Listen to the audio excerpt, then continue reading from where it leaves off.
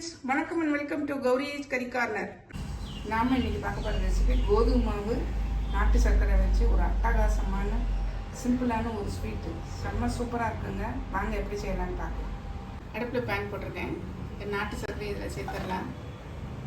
கோதுமை மாவு எடுத்த ஒரே கப்புக்கு நம்ம நாட்டு சர்க்கரை எடுத்துடலாம். அதே அளவு தண்ணி விட்டுக்கலாம். இது வந்து நல்லா கரைச்சி எடுத்துக்கலாம். நல்லா கரைஞ்சி கொதிக்க ஆரம்பிச்சிச்சு பாருங்க. இப்போ நம்ம இது வந்து அடுப்பை ஆஃப் பண்ணிவிட்டு வேறு பவுலுக்கு மாற்றிடலாம். வேறு பவுலுக்கு மாற்றிட்டேன். அடுப்பில் அதே பேன் போட்டு நெய் விட்டுக்கிறேன்.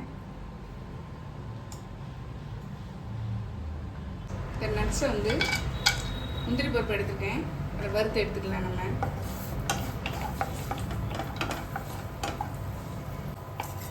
நட்ஸ் எடுத்துடலாம். நம்ம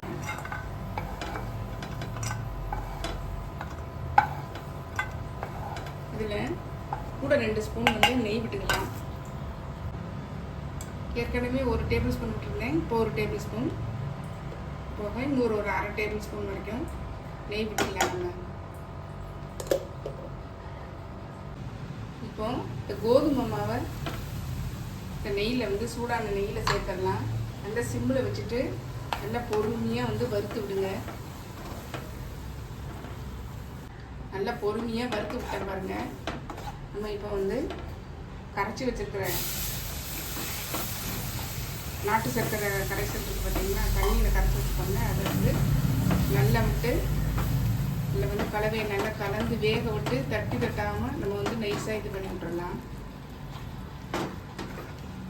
அப்படியே அந்த முழுசும் வந்து அந்த சர்க்கரை கரைசலை வந்து அப்சர்வ் பண்ணிடும். இந்த இது நல்லா வெந்து சுருண்டு வந்துச்சு பாருங்க.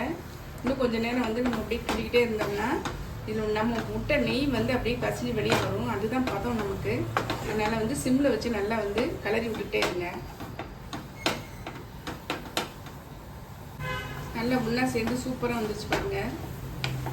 பேனில் ஒட்டாமல் ஒரு சைடாக வந்து பாருங்க. இதுதான் பதம். நம்ம இப்போ வந்து நட்ஸை வறுத்து வச்ச நட்ஸை வந்து இதில் சேர்த்துடலாம். எல்லாத்தையும் மிக்ஸ் பண்ணி விட்டுருங்க.